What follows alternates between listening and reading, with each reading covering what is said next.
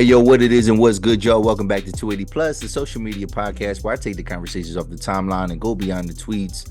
I'm your host, Low Steph, and we're back here with another episode 151 of the 280 Plus podcast. And if you're new to the channel, I'd like you to hit that subscribe button, hit the like button. If you got something to say, leave a comment. And if you think somebody else might like the content, hit that share button and share the content. Episode 151. That's a number right there. That's a significant number. Y'all remember Bacardi 151? Bacardi 151. Yeah, it was like their rum, but it was like 151 proof. I remember that was like the thing back in the day, like the most wicked drink. Now, granted, yeah, 151 proof. That's more than 75% of alcohol.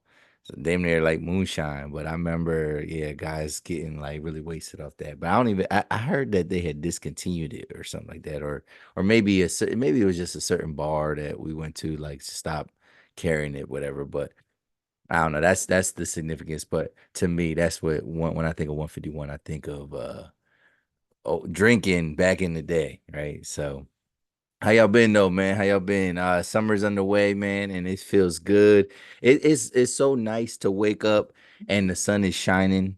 It's so nice to wake up and, like, yeah, it's just warm already outside. Like, you don't really got to prepare yourself. It's just, and like, to know what to expect for the most part weather-wise. Now, when it's hot out, you get some rain and things like that. And there are days where it's a little bit too hot to do stuff. But as long, if you're near some water, or got some plans to stay cool, I don't really complain about the heat too much. Like, I'll say it's hot. Like, I'll make an observation like a regular human being would, but I don't. If it's summertime, I've never once, as hot as it was, I've never once wished for it to be winter again. You know what I mean? Not like the way I wish it for it to be summer when it's the winter time. So people that be like saying it's too hot, I can't wait for the cold weather. I'll be like, yo, y'all need to shut the fuck up and stop playing. Stop playing. So, as it is, it's early June, right? And we are still in the midst of graduation season. So first I want to say shout out to all the graduates, no matter what level.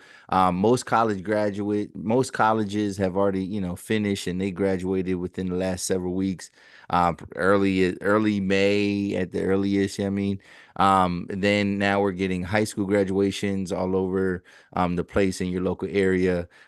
In the bigger cities, at least on the East Coast, like, places like New York and Philly and stuff like that, they'll start to have their graduations coming up within the next couple weeks before the official start of summer.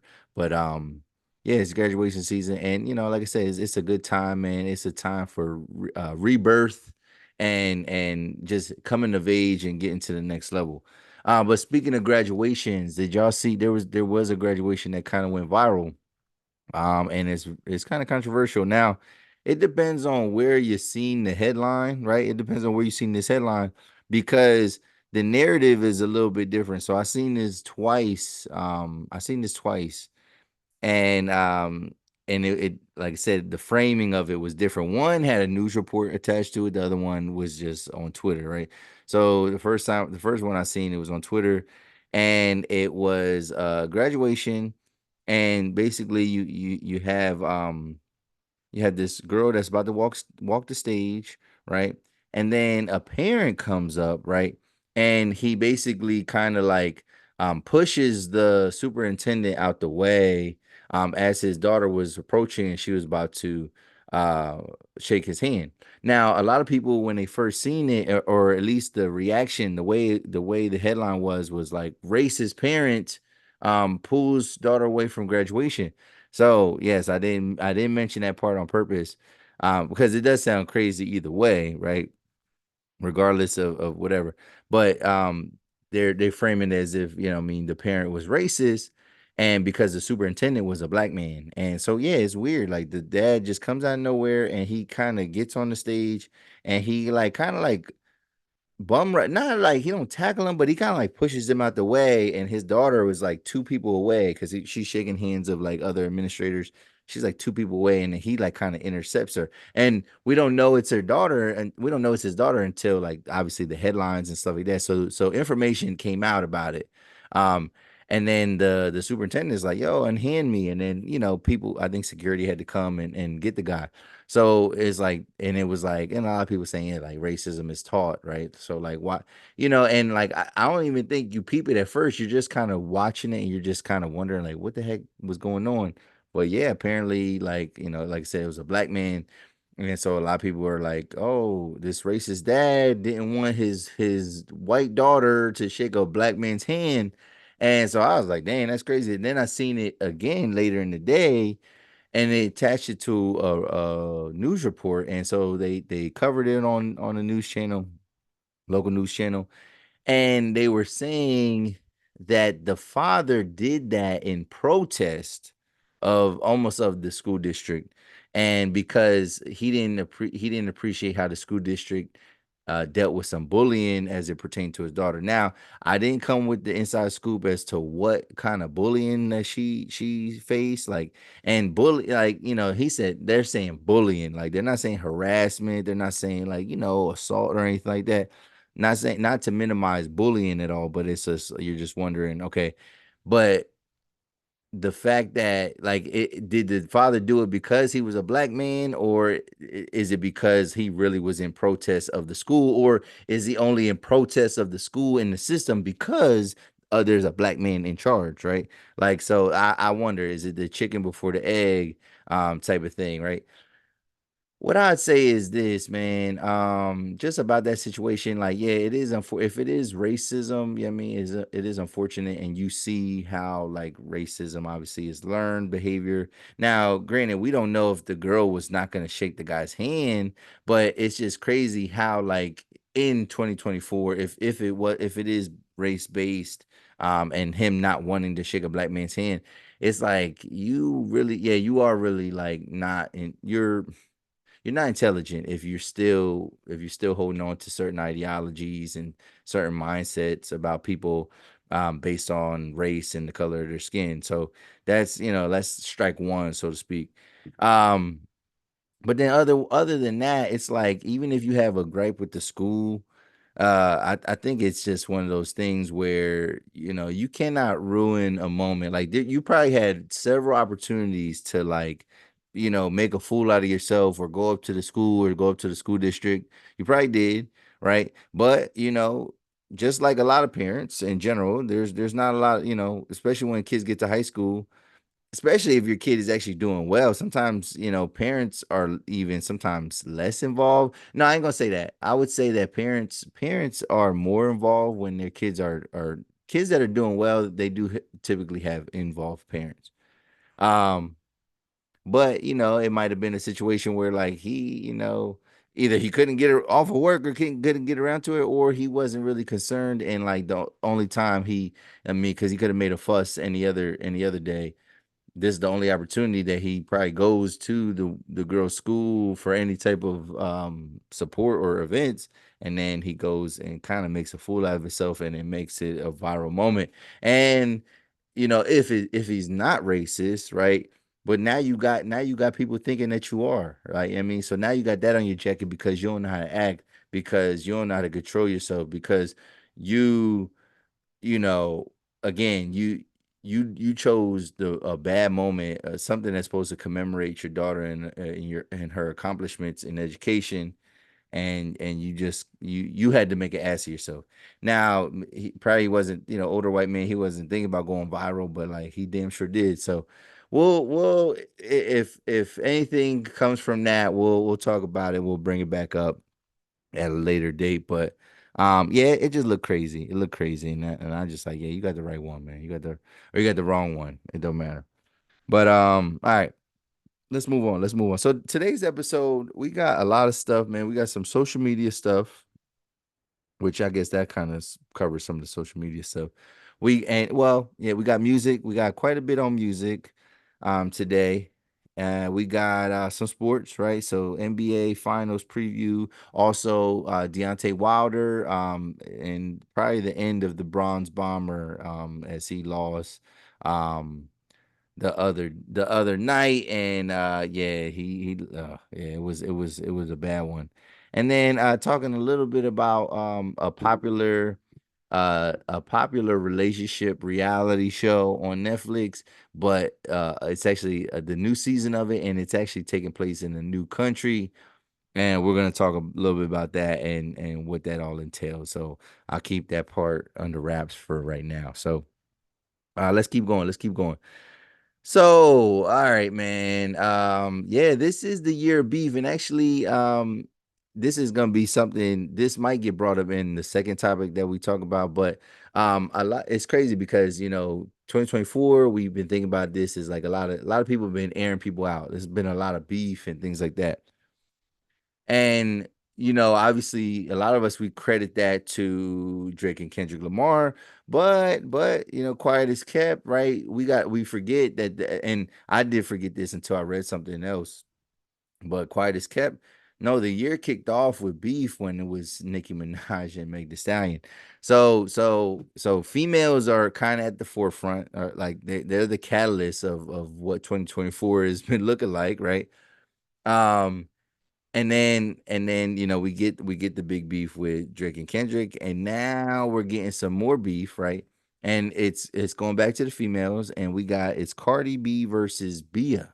Cardi B versus Beia. Now, I watched Cardi B's live, right? And it was like 26 minutes. And don't not now, mind you, I was just for the record, I was not like stopping what I was doing to watch this, right? I actually was playing video games, and then I put it on. I was kind of like I lowered the volume of the TV, so then I was just listening to it. So I was listening to her live because I would not normally watch it or Cardi B live.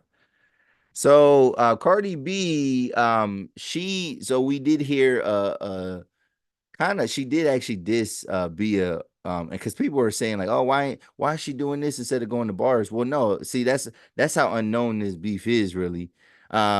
She did say something about Bia on the new Megan Thee Stallion Glorilla Cardi B song Wannabe. She has a couple takes a couple jabs at Bia. And then Bia, she kind of responds, right? She responds with her own record. And I thought it was cool. We'll get into that in a second. But then Cardi B, she kind of goes on live and like explains it. And basically, this is what I'm gonna say. So I don't want to get into all of it. She basically says that she doesn't really have a problem with the girl, and that the girl uh off mic, off camera, outside of, I mean, she might be spreading some things. She's accusing Bia of spreading some things, right? But Cardi B also has expressed that like the girl Bia has like been taking shots at her, taking subliminal shots at her for last maybe year or two or so, or a little bit more than that, or less, more or less, and like and saying stuff about like just the quality of like what she's putting out there, like whether it's a music video, and saying like it emulates something that she's done, or like a track that she was on that is like a similar sample, like she's been saying stuff right about her. And then there was, I guess Cardi B is saying it's rumors, but it has something to do with Cardi B's relationship with Offset, and possible infidelity and things like that. So in Bia's diss track, she kind of addresses she talks a lot of stuff like that. Like she kind of clowns Cardi B for um kind of like being afraid to drop this second album. Um she also comes at, you know, Offset and his infidelities, and like basically saying that how she couldn't be the one. She talks about Cardi B not writing her own raps, things like that, talking about, I mean, a little bit about her appearance, stuff like that. It's kind of catty, but like I thought it was kind of catchy. Some people didn't like it. But Cardi B is just kind of on the live, and like she's basically saying like, hey, I don't have no beef with you. If you want streams, you want likes, you want people to watch your stuff, yo, flood her stuff, whatever. So she's trying to like kind of play big dog a little bit. And saying it like she doesn't have to respond, right? So what I'm gonna say is this: is that this is part like this shows us why this is like an example of why like beefs a lot of times don't really take off the ground. And since we seem like we're hypersensitive to beef right now because we just had a big clash of two titans, right? um a lot of beefs don't go down in rap because a lot of times it is a bigger artist and then a lesser known artist. And so the reason why beefs don't go down is because the bigger artist has everything to lose and the smaller artist has everything to gain, right? So even if the bigger person loses, you're still elevating the smaller person because now people are listening to them to hear their responses. They're listening to your tracks. And it could be, if we keeping it real, it could be a strategic marketing ploy if done correctly, done safely, you know what I mean, things like that. And if you could hide it from people that is fake, it would be actually very profitable.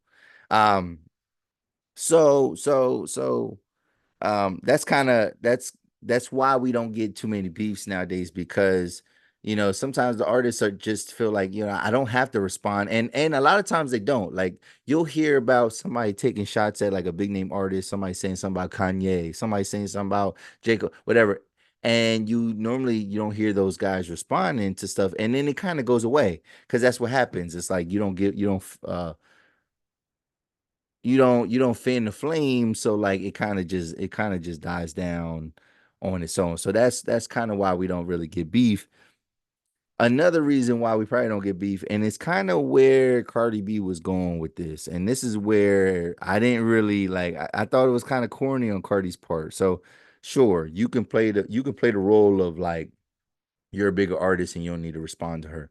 But then she started talking about suing her. She started talking about suing her. And then some people was like, well, actually, can she actually sue her for slander, libel? Because it's artistic expression, right? Like, you can't slander somebody. You could say something. You could say, I think you could say kind of anything in a rap song about somebody, and then like kind of say like, oh, well, it's just a bar, it's just this and that. But she started talking about like, oh, I'll do you like Tasha K, because I think Bia said, I'm not Tasha K, I know your secrets. And then so she's like, oh, well, you know what I mean? You want to be like Tasha K, like you can get sued too. And like she started getting real litigious, and she's talking like that on camera. And I was like, okay, I think maybe that's better than her talking about she wants to beat her to fuck up, because I think Cardi B probably used to be that type of chick that would like pop off and want to fight you back in the day, right before her big fame.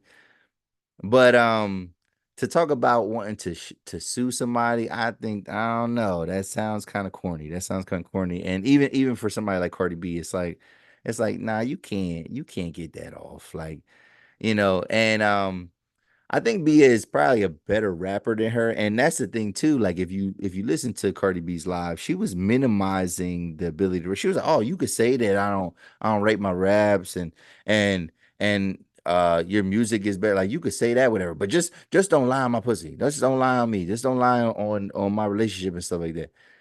So like Cardi B is more worried about like a personal image than anything related to music.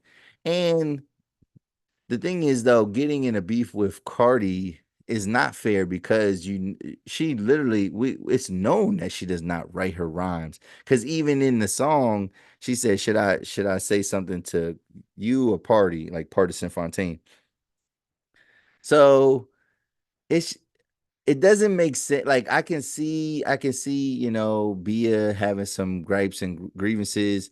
This is probably the wrong time to do it. If anything, I would probably do pull a Kendrick Lamar here and like kind of like just like hold it all in, hold it all in, hold it all in, and then maybe when you get big enough, then you can drop a bomb and say something. But what did you think about Bia's verse? A lot of people did not like it. I thought it was okay. Like, I thought it wasn't too bad of a diss. It wasn't the hardest diss or anything like that. But I like that. I like when somebody kind of just jumps out there and you know, Cardi B don't have the same kind of rabid following like Nicki Minaj and the Barb's, but like Cardi B does have a strong fan base to where you could really hurt yourself and alienate yourself. So I feel like it could be a misstep.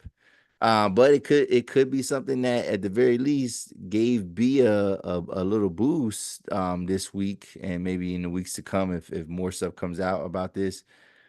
Because yeah, like a lot of Cardi's fans are gonna check it out and just see what it is and everything like that. One thing she said that Cardi stole her face, and the thing is, it's crazy. I've seen Beia a couple times, and I did think it was Cardi B.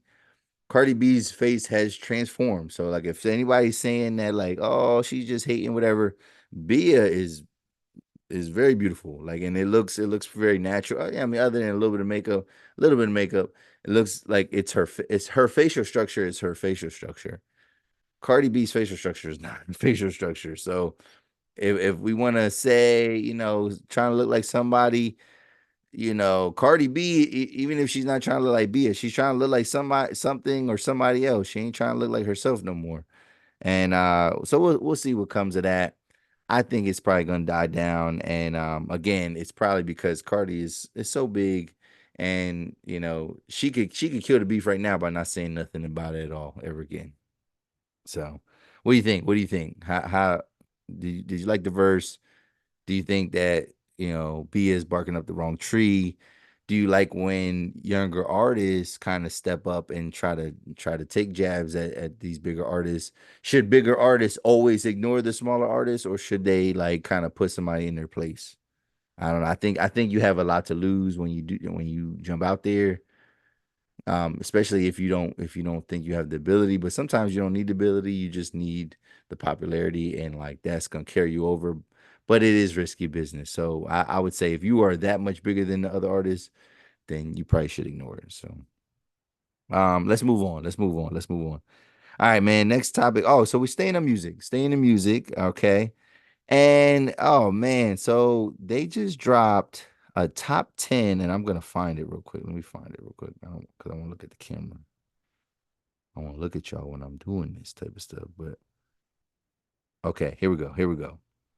They just made it's and just here's a preface. It says it's Billboard's the 10 hottest female rappers right now.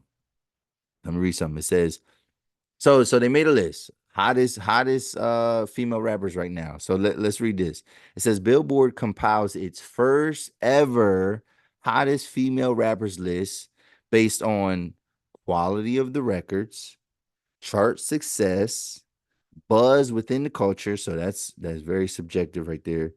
Notable business endeavors, right? So that's not subjective, but it could be semi irrelevant.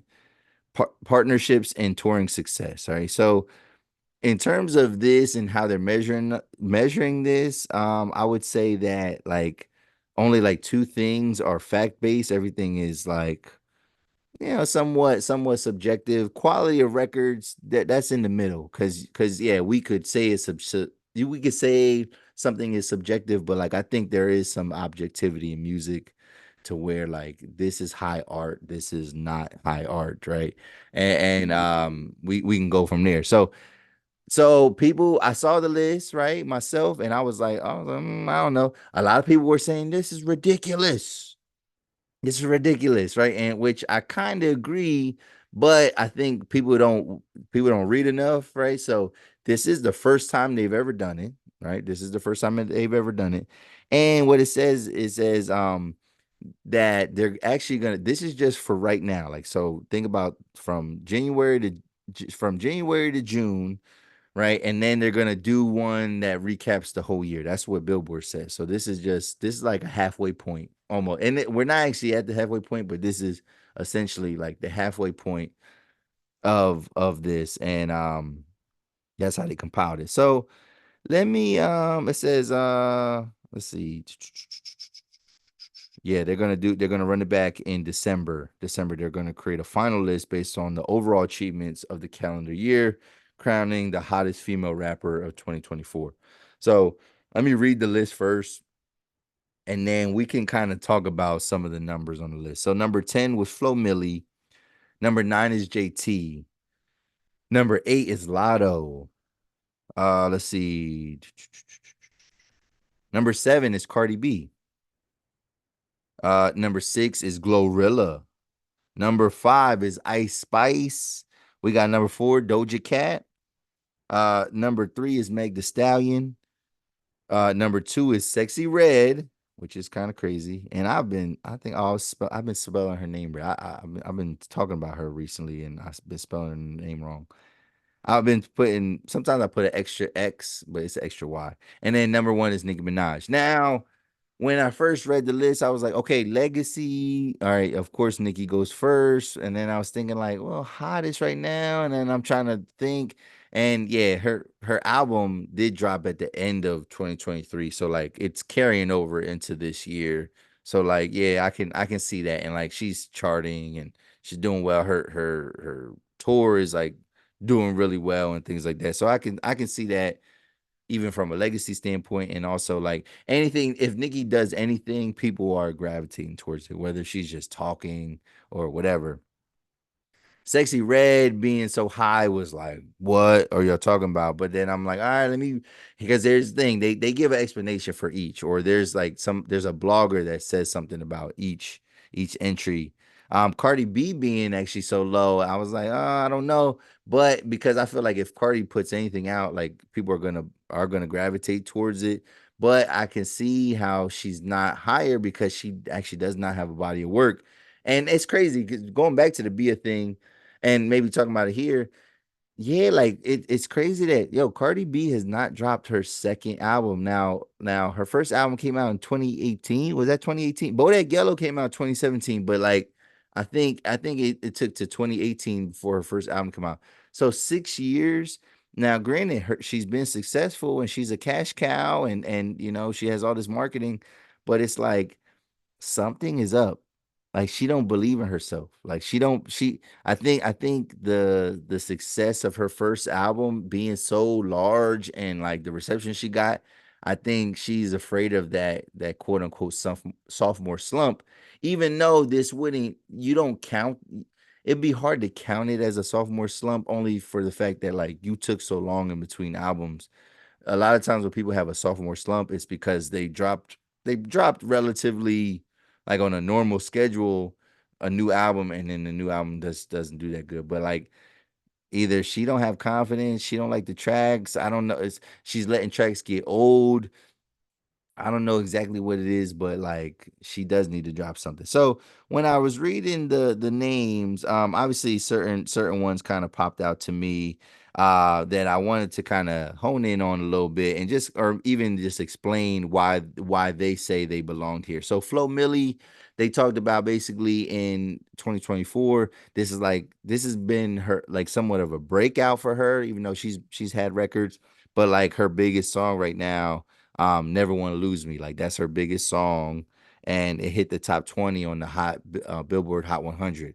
So like she's hot right now. She's ascending, and like she's getting on features, and she's just doing well. She's doing well. Even her album on the top 100 albums, it was like 54. So Glorilla, they put her number 6, and they're basically saying how like a lot of people thought that she was kind of falling off a little bit. 2022 was a big year for her, and then 2023 she hopped on that one track, Tomorrow Too, right, with Cardi B.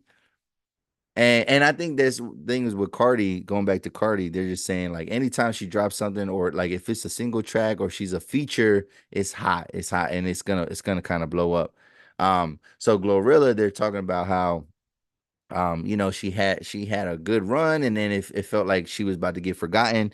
And then when she dropped Yeah Glow, right? Yeah Glow is doing really well. Let's see. It says, but just when everyone thought Glorilla would be resigned to the Remember Her file, she came through with Yeah Glow. Let's see how, and she got everybody talking about that. Um, she has I guess 2 hits right now in the top 50.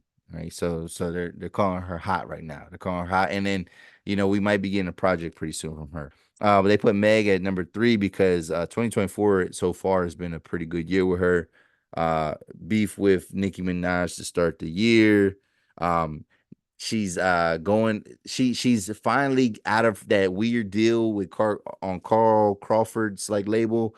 So she's out of that deal. So now she's like she has a distribution deal through Warner Music and is it Warner? Yeah, it is. I believe yeah, it is Warner.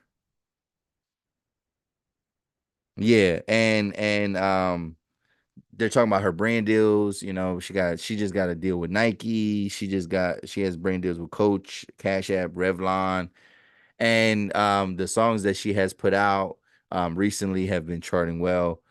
Um, that leads us to number two. So this I want to read this one to y'all, and then we can talk about it. We can respond, and because it's ironic because I just got done talking about Sexy Red, and what they're gonna say is like directly what I was talking about. It says here, it says, imagine being able to make bangers and go viral so easily, so much so that people start to think there must be some kind of conspiracy afoot.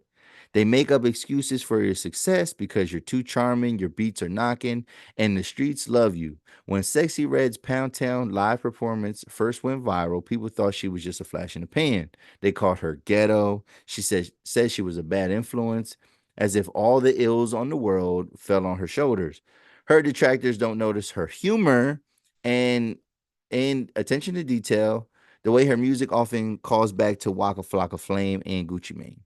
And her outlandish moves benefited her on the charts. She carved out Hot 100 hits like Get It Sexy and Ski Yee.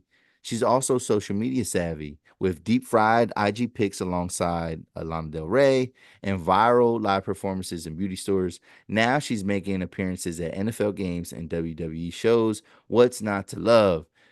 Get off your C. Dolores Tucker and let Sexy Red have fun because the St. Louis rapper is here to stay. All right. So let's talk about that, right?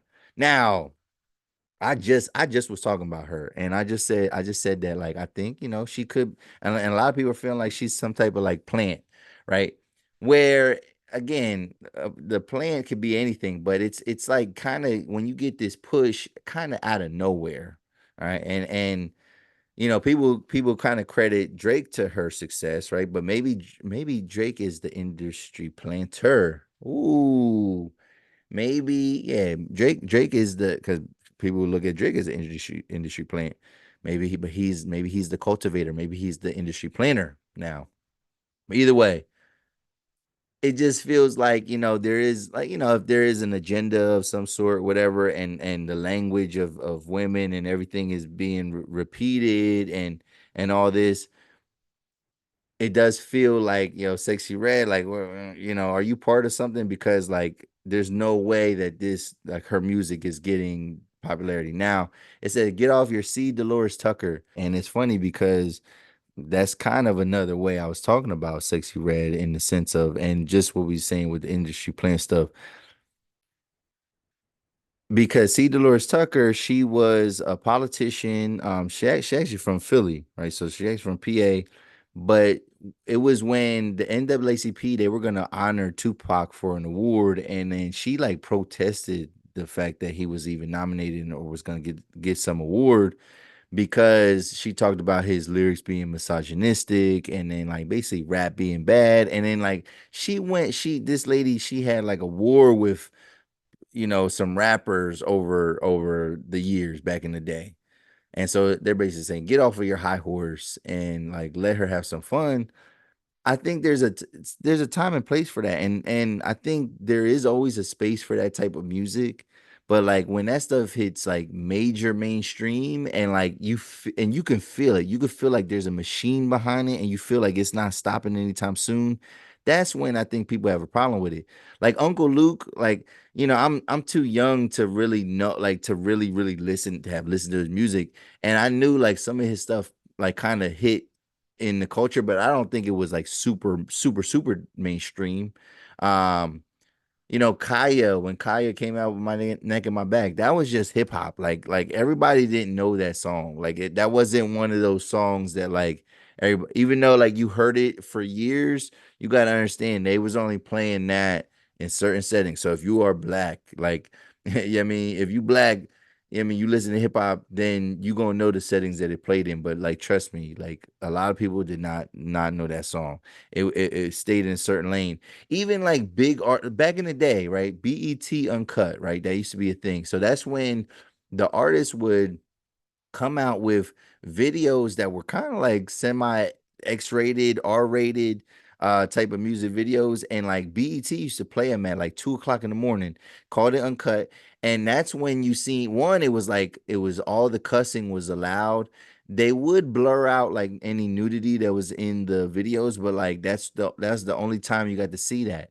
And so again, even mainstream rappers, they like Nelly has Tip Drill. Like everybody knows Tip Drill, right? But like that's just a song on his album, and then like he had a platform. There was a platform like Uncut to put that out. Or Ludacris, Pussy. He had a song called Pussy Poppin'. That was a song that a video that would be on Uncut. And it was something that's like, yeah, sure, you can make that music, whatever, but like let's not make that the main thing. And the main thing for Sexy Red is Pound Town. You know what I'm saying? And the lyrics with that, and it's just like, and you got little kids, like really, really, really little kids. Now, granted, we were singing stuff that we shouldn't have been singing too, but it's like very explicit, and it's like we're recording the kids doing it instead of stopping them from doing it. You know what I mean? So that's where I'm at with it, and I just feel like she is hot though. Like she is hot. So I once they explained it, I can kind of agree with that because yeah, like that's a good marketing, man. Sexy Red. She was on WWE. She was in like she did a viral thing with like Shawn Michaels, who is the Heartbreak Kid, who comes out to a song called Sexy. I'm just a sexy boy. And like she was in the car with him and things like that. Like anything that she does, it's like it's a moment. And I do see the humor. Like, and that's what I said. I said on my last episode, is she like a parody rapper of some sort? Like, is she supposed to be like, is she trying to be funny? Is this all like a gimmick? Because yes, I'm laughing. Like I think it's funny. I think she can be funny, and like, I can see the subtleties, right? But like again, but once it's mainstream, and like if you got like little kids wanting to be like her, and then you're asking high schools to have her speak, and then she's coming and smell, I mean, like coming and smelling like trees and stuff like that, and then you're like wondering like, well, why would you ask her to speak to a high school in the first place? That's where it gets like weird. And then Nicki Minaj, obviously number one. A lot of it is based on the success of her of Pink Friday, but also it's her tour. And like what they say is that like it don't matter, man. Nikki's just like cemented her, like she's cemented herself, and like she's showing us that, and she's selling out this tour, like she's doing really well. And it's like whenever she decides to put something out, and she shows that why for the last 15 years like she's been at the top, right? And maybe she's had some blips and dips where she went to like number 2 or number 3 at the worst, but like she's always up there. So that's that on that. Let's move on though. Let's move on. Let's keep it on music though. And what do y'all think, man? What do y'all think about that list? Who deserves to be on there that's not on there? Some people that are really into hip hop, they might say like somebody like Rhapsody needs to be higher, or like a Tierra Whack needs to be on there. I'm trying to think of another female rapper. Man, I mean, B is not that popular yet, but maybe she's somebody that could be on that list. I think they kind of named, I mean, those 10 rappers. I think those are I mean, maybe like a Doechii, and somebody like Doechii. Is Doechii a rapper though? You know what I mean? I don't know. Money Long's not a rapper, even though she has a rapper name. She's a singer. So yeah, I think they did a decent job. I think they did a decent job for now. So I seen a post, and it was like it was posing a question and kind of relating it back to some stuff that happened over the past weekend. But Ja Rule, he's making waves because he said on social media he's asking like, how old is too old to still be in rap, to still be in hip hop? And I think that's a nuanced question, but like kind of related to that, right? So if y'all know Summer Jam just happened, right? Summer Jam is not the big event that we know it to be in the past. So they've scaled it down. So like if it kind of comes and goes, I remember seeing the lineup for it, and I didn't think it was that great of a lineup. Method Man and Redman performed, and Method Man said like, "Yeah, we have fun, but like it's totally not our crowd." Like, and he's saying the age gap in hip hop is just too large, and that um, it just don't make sense for them to make music and or them to perform. Not for them to make music because I don't even think they're making music. It's not. It doesn't make sense for them to perform on a stage like that.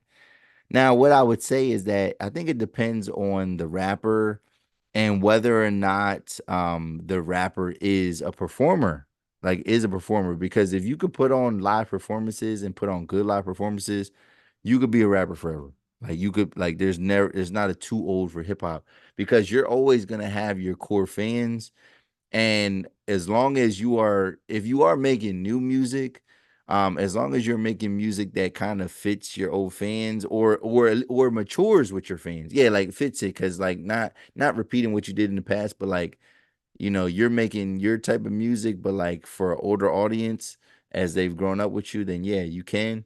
But even if you're not making any new music and you're just kind of like a legacy act and you're just kind of going around performing your old stuff, then I would say if you are doing that, if you're on that type of time where you're kind of performing the old stuff, you have to be an actual performer. Like you have to be able to put on a good show because that's going to be your bread and butter. There's all type of old school concerts that kind of come and go, and sometimes it's a crapshoot. It's a crapshoot because sometimes it's like, yeah, oh yeah, we're gonna see that person, and then you go see that older rapper, older singer, and it's not what you expected it to be. Now you can expect some type of regression, but like at the same time, like the problem with rap is this, and this is why like it might feel like you got to be a young man. One, in general, most people in general across the world, across like the country, across music, a lot of times people don't view rappers as musicians, right? So if you say who's your favorite musician, well, oh, remember Magician? Oh, that was Sexy Red, wasn't it? She said the thing, or no, that was Suki. My bad, my bad. Let me not put that on Sexy Red. Anyway, um, when you're a musician, they don't tend to look at rappers as musicians at all. Like a lot of people don't. A lot of people don't. And because rappers don't actually make the music that they are rapping on, right? They're not making the beat, right? They're not making they're not making the chord, they're not putting the chords together on certain things. So people don't feel like they're musicians. They're just kind of like almost like spoken word poets on a beat. So a lot of times I don't think that in general too, like if we look at work ethic and things like that, it doesn't feel like a lot of rappers necessarily take it. I think they take the career for granted a little bit. And so like if you're an older artist and you're just in it to still get a dollar because I mean, you really didn't have any other skills in life, and like this is all you do. But then you're not really trying to get better, or get to a certain level in terms of your performances. Then yeah, you need to hang it up. However, if you are a good performer and like you're willing to put on a good show, I think you could stay around forever. That's how all these other genres, right? If you think about, pop or rock and roll or jazz or reggae and things like that, like the people that actually play instruments, like they love it. One, they love what they do. I don't know if a lot of rappers love rap anymore. I've seen over the years viral videos of young rappers saying like they don't even really like rap. Like they just obviously they figured it out. They figured out how to capitalize on it. When you hear the talent, the younger talent, and you feel that what they're doing doesn't take much talent, I don't think those are guys that are taking it that serious either. So you're just wondering like, you know. So it doesn't matter what age you are. I think think it's the rapper's responsibility to kind of maintain their audience to the best of their degree. So yeah, put out new music, but like don't necessarily follow trends. Make good quality music, but don't necessarily try to sound like something that you're not trying to sound. So always be authentic, and then it's performances. If you put on a good show, people that spreads, that word of mouth spreads, and people are going to want to see you, and that's where all your bread and butter is going to come anyway, because you're likely not making money off of the music anymore. You might make a little, like, passive income check, but like where you going to get all your money is through the performances. So as long as you can put on a good show, you can rap forever, man. So let's move on. Let's move on. Let's move on. All right, we're getting close to the end, getting close to the end. So let's quick NBA Finals preview, quick NBA Finals preview. So we got the Celtics and we got the Mavericks, right? And like I said last week, I think a lot of people have the Mavericks. The Mavericks are they might not be the favorite in Vegas, which I haven't checked that out. Can we get the favorite in Vegas? Who's the favorite? Let's see. The Celtics are actually favored to win. The Celtics are favored to win. I don't think, see, that's funny. That's funny. Vegas has, like, like they're favored to win, but I would say in the culture, in on social media, and I would say like in hip hop culture, black culture, I think that most people want Kyrie in the Mavericks to win. I think a lot of people respect Luca. They like Luca. The culture likes Luca, but they love Kyrie. Like, and Kyrie, people looking at Kyrie, they want Kyrie to be viewed as a top 10 point guard of all time. I'm not I don't think that's too crazy, but like I think I would have to dig into it a little bit. I don't think that's the craziest thing. He definitely is more of a scoring point guard than like a distributor, but there's nothing wrong with that. There's nothing wrong with that. So I think people have a lot of people that I know that I'm talking to, they have the Mavericks winning. So I got the Celtics going in 6 games, man. I got the Celtics going in 6 games. I want the Celtics to win. I want Jason Tatum to get this.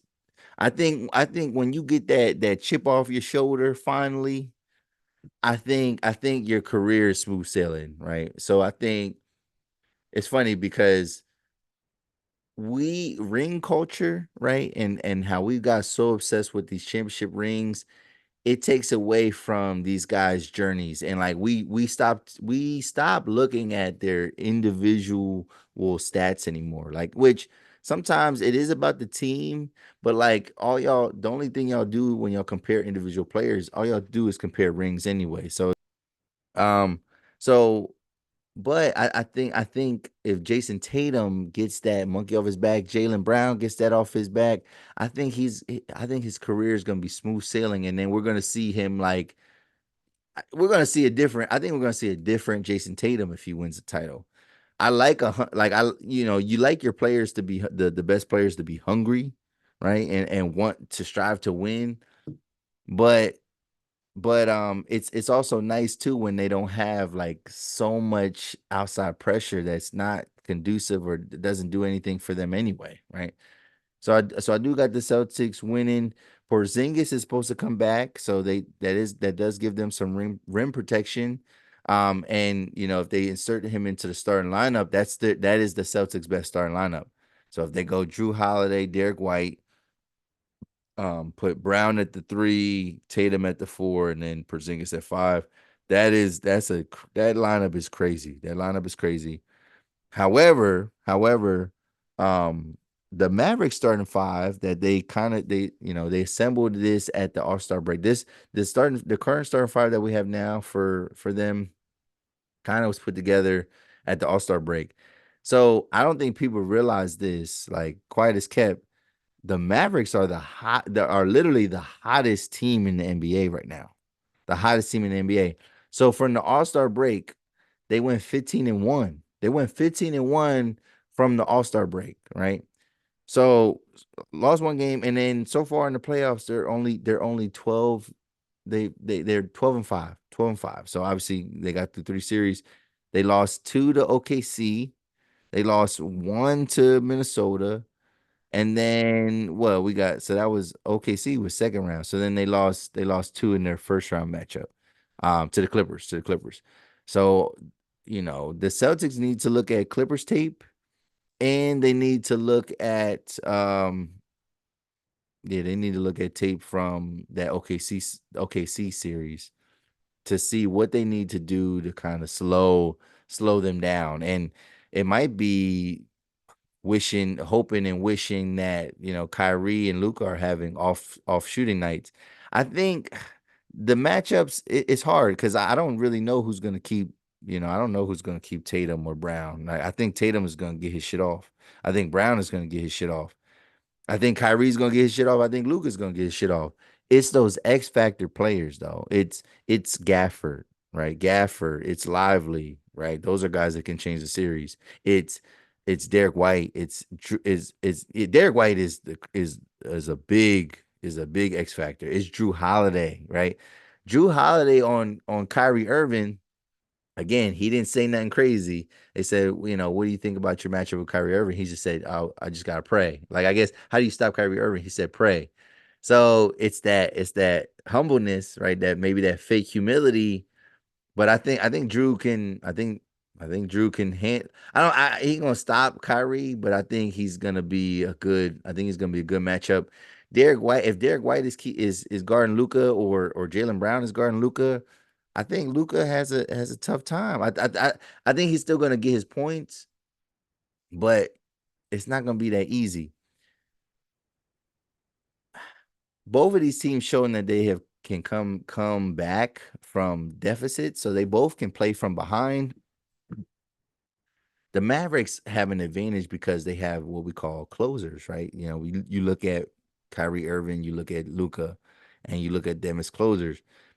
Basically guys at the end of the game that you can pretty much ISO them out and they can get a bucket for you. Like they can get it, whether it's a 3-point shot, whether it's a contested layup, whether something like that. They can make a play and get a bucket in their clutch. Both of them have clutch moments in their career, big clutch moments in their career.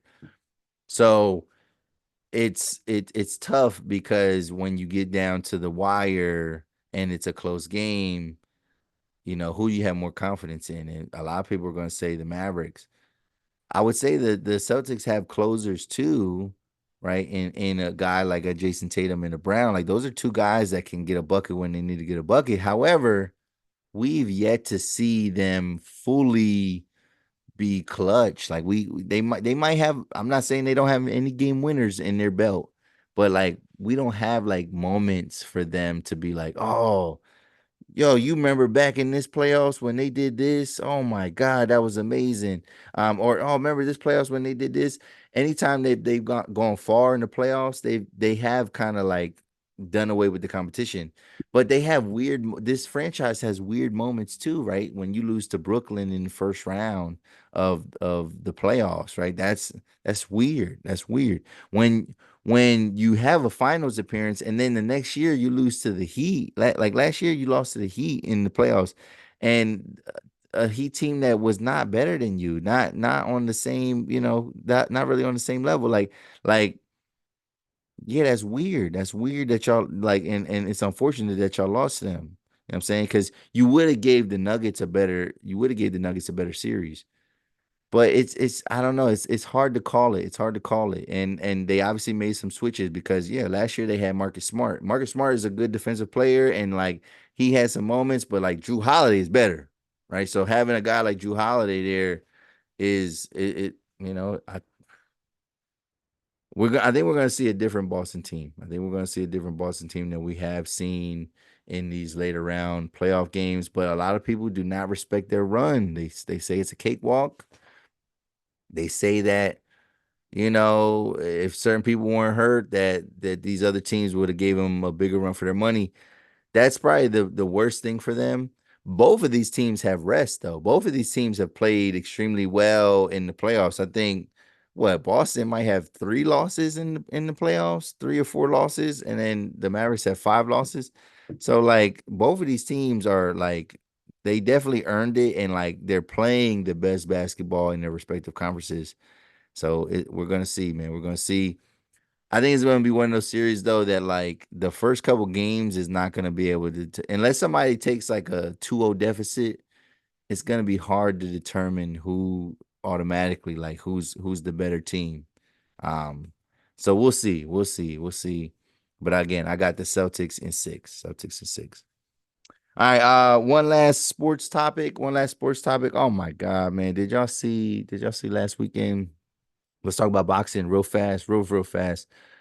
So the bronze bomber, Deontay Wilder, fought this man named Zhilei Zhang.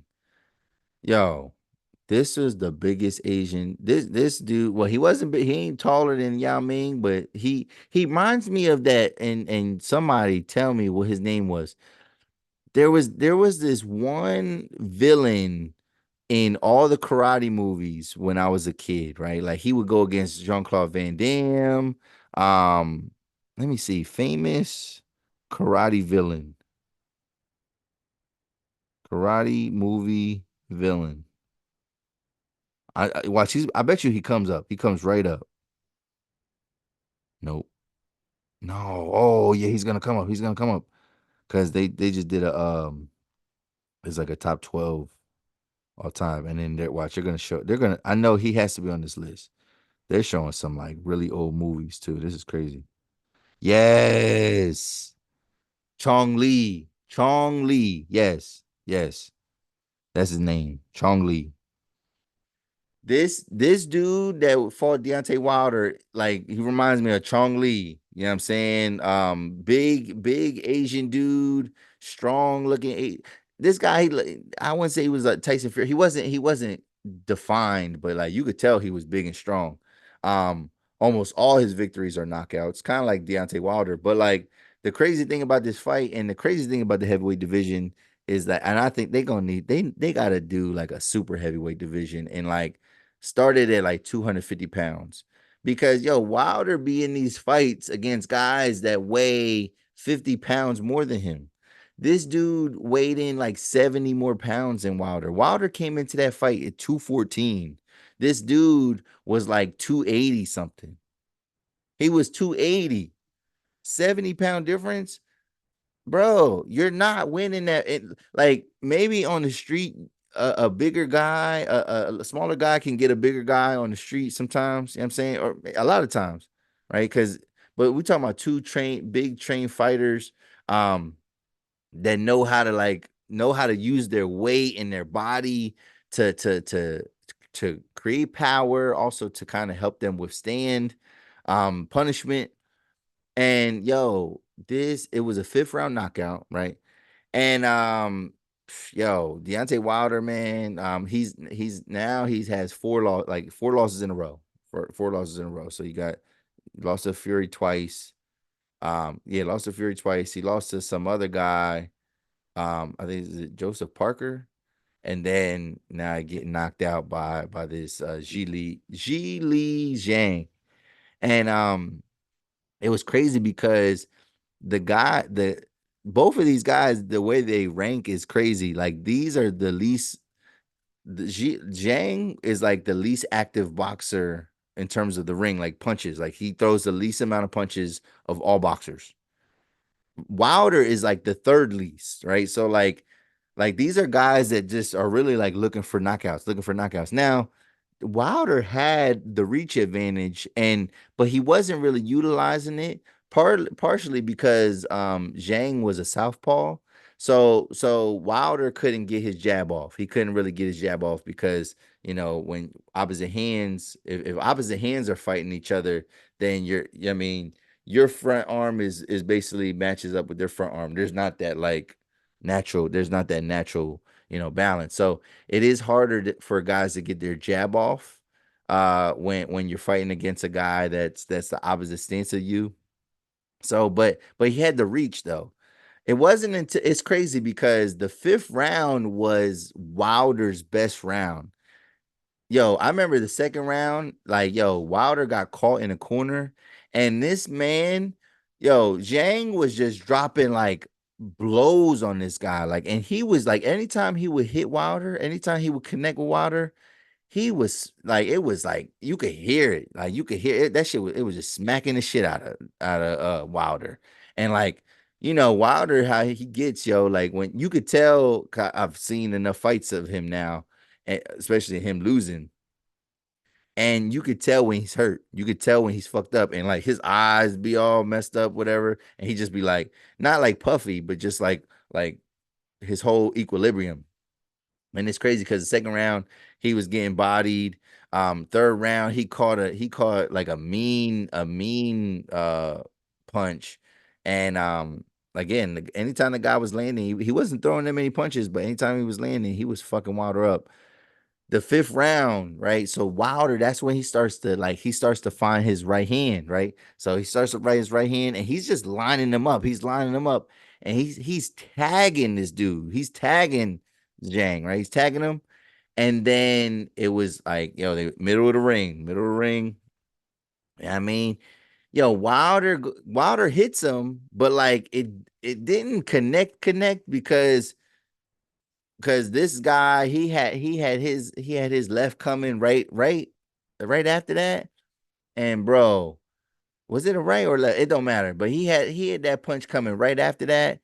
And the way it's kind of smacked Wilder, like it caught him so off guard, like it stunned him. Maybe he broke Wilder's nose, maybe he got him in the vision, whatever. But like he hit him so hard, and it just kind of caught him off guard. And the reason why I caught him off guard because Wilder had just landed a punch. Like Wilder just so this was like a counter punch, right? Counter punch. Yeah, I mean, gets him. He hits him to where so he hit him on the left side. Yeah, I feel like he hit him on the left hand side. So he hit him with his right hand. He hit him with his right hand. Wilder does this weird thing where he kind of like he was like, oh, and like kind of takes his eyes off of him, right? And kind of goes away. And then the guy just kind of runs up on him and like has a free shot to him. And like, Wilder's like looking out like the corner of his eye, and like boom, the dude just like boom, laid him out.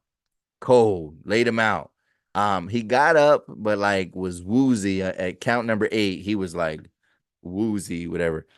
If you look at Deontay Wilder, man, he's a phenomenal power puncher. But in terms of his style, like he's not a good boxer. He's not a good boxer. His record looks nice though. His record looks really nice. I mean, having 4 losses isn't great, but like he has over 40 wins. He has over 40 wins in his career.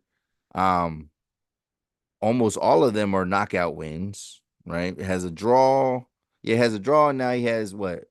Through 4 losses. 4 losses in his career. So not the worst career at all by any means, but like he's not a refined, polished boxer. Like he rests on the fact that he can knock people out, and he's never learned any defense. He's never really learned any footwork. If you even look at him, his body is like, although he's all chiseled up top, right? And he's in great shape, this man got chicken legs. This man got chicken legs. He don't got no base to be fighting nobody that's 280 pounds, right? So I think it's time for him to hang it up. I mean, unless he still wants to fight, it's one of those things where it's like the heavyweight division is just unfair for a guy like Wilder because he's in great physical shape. He's 6'7", he's 6'6", 6'7", like so he's like super tall, like he's an imposing figure. But like if you have him fighting against guys that are 80 pounds bigger than him, he's gonna lose all those fights. Why? I mean, part of the reason why he lost to Fury is because Fury is just so much bigger than him. So like I think and he can't stay in boxing and go too low because when guys cut weight too much, they put themselves in danger as well because I mean your body is like almost like depleted then. It's depleted of energy and muscle and strength. And it just doesn't bode well. So I mean, we've seen that with Roy Jones, where I mean, he was going up, going down. He kept, I mean, he was like a yo-yo, and it was like, bro, that yeah. After a while, like that takes a toll on your body, and your body don't know how to adjust to these new sizes. So um, good career though. Good solid career. Gonna go down as one of the most electrifying knockout artists. But like, then we could look at his resume. It's like, who have you fought though? So who have you really knocked out that meant anything? So we'll see. And last thing before we go, and we're gonna wrap this up pretty quick. But TV. So I got my guilty pleasures, man. I got my shows that I like to watch that aren't, it's not high quality TV. It's not a script. It's not, it's not something that's gonna win an Emmy. All right, but it's these reality like relationship shows or dating shows, right? We talked about Love Is Blind before. We talked about F Boy Island, F Girl Island, right? Like again, that's the trashy TV that I like. But you know that there's a series called The Ultimatum, right? The Ultimatum. So they just came out with a new season and it was like in South Africa. And here's a surprise.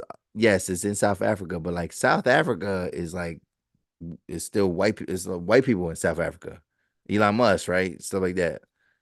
There was almost all it was only one white couple on there. All the other couples were black, which that was great to see. So it was entertaining television. I would just say like watching it was interesting because like they're very modernized. Like so I'm not, taking nothing away from them, but like it's interesting because you start to like you're trying to compare like their social norms and their values and even like their standards of beauty and attractiveness, right? Like it's different than what it would look like to us necessarily. And but it was good to see all the these black faces on there and everybody, this black love. However, so if you know anything about the ultimatum is a show where if your relationship is on the rocks, one person puts an ultimatum on their partner, and then when they go onto the show, the expectation is that like, all right, so now you don't know if you want to get married to your person. Well, now you're gonna come on the show with other couples that are also unsure, and then basically we're gonna do some wife and husband swaps, right? So they're not married yet. They're not married yet. Because that's what the ultimatum is, so they can get married, but then they have these trial marriages, right, with other people, and these are people that either they pick or that pick them, and there has to be an agreement. Sometimes there's some overlap. Sometimes there's a girl that wants there might be two girls that want the same guy or like two guys that want the same girl, then they give that person a chance to then they pick. And then sometimes people are left with like whoever's left. Like they get the person of whoever's left. So can't get in. I don't want to spoil the show too much, but like what I would say is that this is one of the greatest. That was one of the greatest finales that I've ever seen in my life, right? Because we got a breakup, we got a pregnancy announcement on there. We got it was kind of telling. They was having sex with other people and things like that. It was crazy. So first off, I guess I want to ask is like, have you ever given somebody an ultimatum? Would you ever give somebody an ultimatum? And how did it end? I received the ultimatum before and it did not end well for the person that gave me the ultimatum because ultimately it didn't work and it didn't stick and it was something that like having an ultimatum puts because ultimatums are usually characterized by having a timeline. There's a deadline on this, right? That when something needs to get done. And I received a big ultimatum before.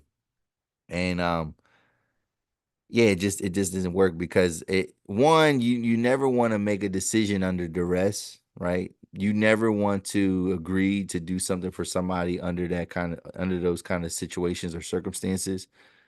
And also too, you never probably want love or a relationship or anything from a person that you had to give an ultimatum to. So it's a lose-lose across the board, if you ask me. Like if we're keeping it a buck, like it's a lose-lose across the board.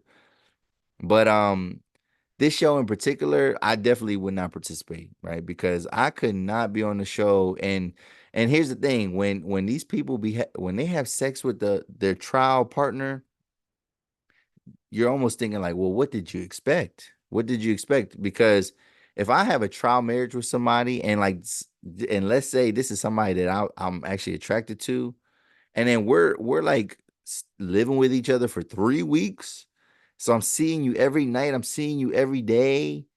I'm probably gonna smash. I'm definitely smashing. I'm smashing. I don't care. Like why'd you bring me on this show in the first place? Like what did you think was gonna happen? I'm smashing. So one, I wouldn't want to do that to somebody. You know what I mean? So I wouldn't want to put myself in that situation. But also too, I don't want nobody smashing my shorty either. So not like that. Not like anything for real. Pause, no diddy. But under them circumstances where it's like kind of like sanctioned, no, I would not want that, man. And it was crazy, man. Yeah, their language is wild too. Like, so it's funny because they was like talking about sex and stuff like that. And like the guys was like, did you bang? Did you bang? Like, so they use bang still. They still say bang. And bang is just like a word that's like, that's like that's a dirty euphemism or like idiom for sex. Like bang is gross, bro. Like I don't know how you out here saying that you banged a chick. Like that's just wild. But I don't know, man. Language barriers are crazy. What did you think though? What did you think of this week's show? But yeah, check it out. Check it out. The Ultimatum South Africa, that is on Netflix. It's on Netflix right now, so you could binge all the episodes. Some very interesting couples, some very toxic couples, some nice couples too. Nice couples too. So like I said, it was definitely the most entertaining season of the Ultimatum for me, because I didn't see that queer love one. I mean, neither here nor there. It's not for me. I'm not the audience for that.